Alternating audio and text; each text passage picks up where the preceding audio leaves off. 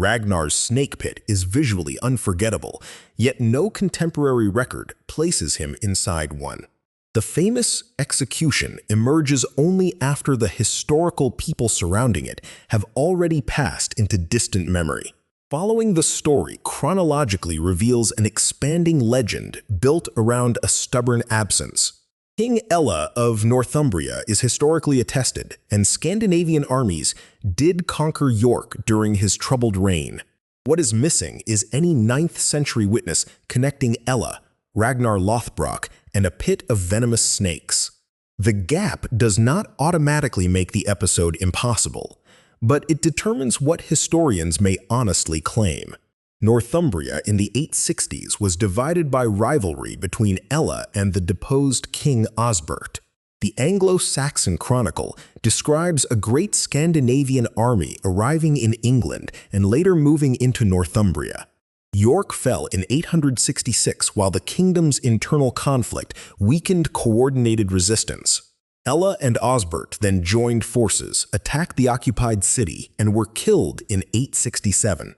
That sequence is near the events and politically specific, but it says nothing about avenging Ragnar. It does not identify the invaders collectively as Ragnar's sons, nor does it explain Ella's death as punishment for an earlier execution. The silence is especially important because revenge would later become the story's organizing cause. Contemporary chroniclers could omit motives they did not know or consider relevant. Even so, no independent 9th century source supplies the missing chain from snake pit to invasion. Irish annals preserve information about Scandinavian leaders active around Britain and Ireland during the same broad period. Names such as Eamar and Amlaíb appear within struggles involving Dublin, kingdoms in Ireland, and campaigns across the Irish Sea. Scholars have debated how those figures relate to leaders named in English and later Norse traditions. The records demonstrate a connected political world without securely establishing one father named Ragnar Lothbrok. Coins associated with Ælla confirm royal authority more directly than literary execution scenes. Their inscriptions identify a ruler and monetary system, not his prisoner, motives, or method of punishment. Archaeology at York reveals occupation, craft, trade, buildings, and changing urban life under Scandinavian power. None of those layers has produced a snake pit identifiable as Ragnar's place of death. That kind of discovery would itself require extraordinary contextual proof. A pit containing animal remains would not automatically become an execution site, much less one belonging to a legendary king. By the end of the 9th century, the secure outline remains stark. Ælla ruled, York fell, rival kings died, and Scandinavian power reshaped Northumbria. Ragnar's capture and the serpents remain outside the contemporary evidential frame. The next stage belongs to poetry and historical writing, produced centuries later. Krákumál, a skaldic-style death poem, presents a speaker identified with Ragnar recalling battles as death approaches. Its date and place of composition are debated, though it is far later than Ragnar's supposed lifetime. The poem gives the death a heroic voice, shaping defeat into fearless reputation. It is literature, not a transcript preserved beside the pit. Refrain and battle memories organize an idealized warrior identity for audiences already familiar with Ragnar traditions. The famous composure of the condemned hero therefore tells us about literary values more securely than private final thoughts. Near 1200, Saxo Grammaticus composed his expansive Latin history, Gesta Danorum. Saxo sought to narrate Denmark's past through kings, warriors, legends, moral examples, and classical literary techniques. His Ragnar occupies a long, heroic career filled with relationships and campaigns that cannot be independently unified.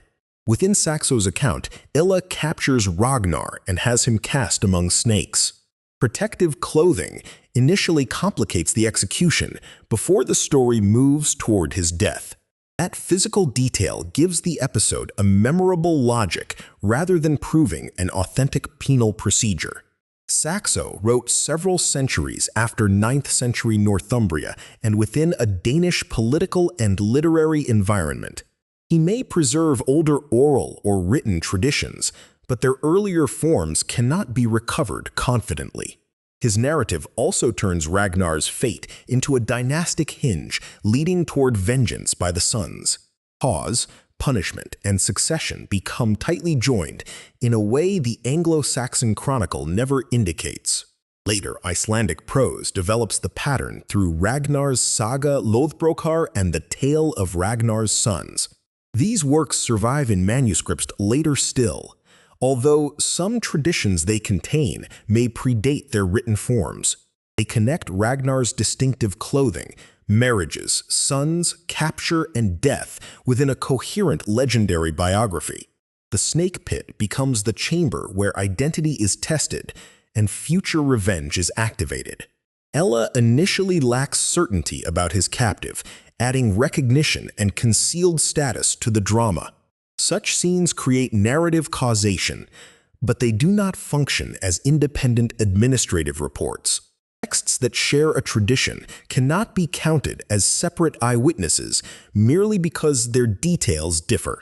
Manuscript variation further reminds us that medieval stories continued changing during transmission. Each copy stands at the end of a history of composition, selection, and scribal reproduction. The written distance from the 860s is therefore not one simple number. It includes possible oral memory, lost intermediaries, authorial redesign, and surviving manuscripts produced later than composition. None of those stages supplies the missing contemporary confirmation. Why might a snake pit have suited Ragnar's legend so well? Serpents carried rich associations in medieval Northern and Christian imaginations, including danger, punishment, monsters, and enclosed threat. Heroic literature often makes a death meaningful by forcing courage to survive when victory cannot. An ordinary battlefield death would not connect Ælla's agency to the son's later invasion as neatly. The pit creates a deliberate royal execution, turning conquest into a family obligation. Ragnar's response can then demonstrate character while his body is immobilized. This narrative economy helps explain endurance without requiring anyone to invent the tale in a single moment. Stories can acquire effective details gradually because performers, writers, and audiences recognize their value. The revenge framework also gives later Scandinavian victories in England a memorable moral cause. Historical armies probably pursued land, wealth, tribute, political opportunity, and leadership interests across shifting coalitions. Reducing those campaigns to filial vengeance replaces multiple strategic aims with one emotionally complete motive. The simplification is powerful precisely because family injury makes large-scale warfare immediately understandable. It also removes many English and Scandinavian actors whose choices shaped the actual campaigns. Northumbrian division becomes background, while Ragnar's household takes command of causation. The Blood Eagle tradition, later attached to Ælla, extends the same revenge structure, though its historicity is separately disputed. One uncertain execution should not be used to authenticate another. Modern screen versions makes the snake pit feel more evidential by rendering every surface, gesture, and reaction visible. Actors provide a face for Ragnar, architecture for captivity, and emotional continuity with earlier episodes. These details are necessary for drama, but entirely absent from 9th century testimony. Visual precision can conceal documentary weakness because witnessed fiction feels less abstract than cautious source criticism. The correct comparison places each source back within its own purpose and date. The Anglo-Saxon Chronicle records political catastrophe close to Ælla's lifetime without mentioning Ragnar's death. Coins and archaeology establish rulers and transformations while remaining silent about the execution. Krákumál shapes a heroic dying voice after substantial chronological distance.